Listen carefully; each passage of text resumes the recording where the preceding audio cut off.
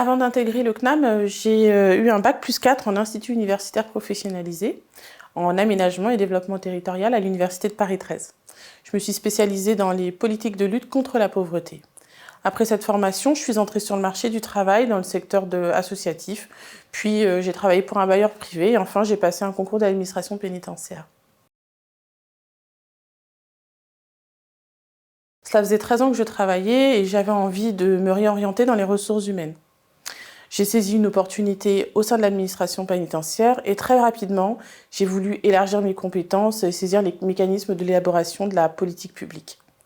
J'ai commencé à faire des recherches et je me suis formée sur le MOOC de Cécile Dejoux.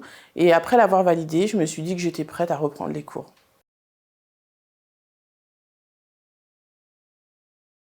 Avant tout, moi, ce que je voulais, c'était valider un niveau de diplôme, mais également évoluer dans un autre univers professionnel et m'assurer une mobilité professionnelle. Cette formation m'a permis d'aller au-delà de mes objectifs. Avant même la validation de mon diplôme, j'ai changé de poste et intégré une fonction RH dans un univers qui n'était pas l'administration pénitentiaire. La rencontre avec les universitaires qui ont une réelle passion pour l'enseignement et leur sujet m'a donné toute la confiance dans mes capacités à faire. Le master me permet d'avoir le choix. Ce qui, je pense, était mon projet professionnel au fond. Maintenant, j'ai le choix de changer, j'évolue dans les ressources humaines en confiance.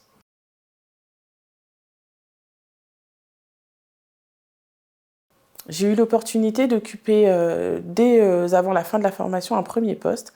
Et puis j'ai changé de poste 2 fois depuis la fin de la formation. Aujourd'hui, j'occupe un poste à responsabilité en ressources humaines dans un service interministériel de l'État. Je pense que j'ai encore de l'espace pour progresser. Le master innovation et prospective m'a permis d'ouvrir ma réflexion sur les politiques publiques. J'ai encore envie de me former et je continue d'ailleurs. Je suis très confiante.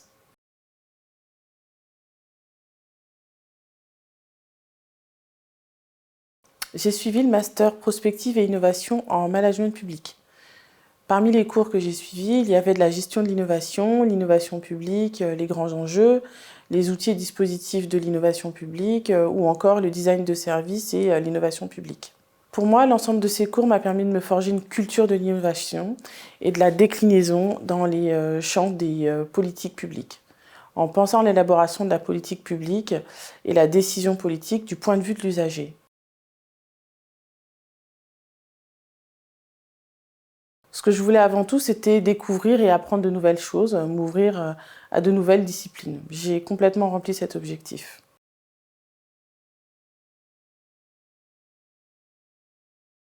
L'innovation publique, c'est une méthode, des outils et un état d'esprit pour répondre à une problématique d'intérêt général. Par exemple, le revenu de solidarité active est une innovation sociale et publique incrémentale dont l'esprit répond tout à la fois aux besoins des usagers et à la condition de l'intérêt général. En effet, en venant remplacer le RMI, il répond aux difficultés persistantes rencontrées par les bénéficiaires de concilier la reprise d'une activité professionnelle avec l'accompagnement social relevant du volet de l'insertion. Les usagers devaient bien souvent renoncer à reprendre une activité rémunérée devant l'arrêt concomitant des facilités accordées, par exemple les aides au logement ou bien la baisse brutale des revenus, alors même que le niveau de charge restait le même. Le RSA, en permettant un cumul du revenu de substitution et le maintien des prestations sociales, répond vraiment à la préoccupation des bénéficiaires de maintenir un niveau de revenu suffisant avec la reprise d'une activité salariée, tout en répondant en fait à l'intérêt général de garantir un niveau de vie suffisant aux bénéficiaires et en les incitant à reprendre une activité professionnelle. C'est parce qu'elle remplit ces conditions que je considère que c'est une innovation publique primordiale. Elle allie à la fois le point de vue de l'usager et les exigences d'une politique publique visant le retour à l'emploi. Même si elle n'est pas complètement parfaite, depuis le RMI, on peut considérer qu'en fait, cette politique publique a réussi à s'améliorer afin de répondre au mieux aux évolutions des besoins.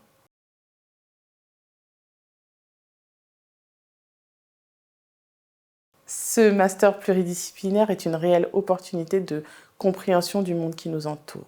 L'innovation, ce n'est pas un gadget, c'est un état d'esprit, des méthodes et des outils. Les cours du CNAM et la rencontre avec le corps enseignant de très haut niveau, ainsi que des intervenants, ont définitivement changé ma posture professionnelle. C'est un réel investissement que j'ai mis au profit de l'administration. Vous pouvez y aller les yeux fermés.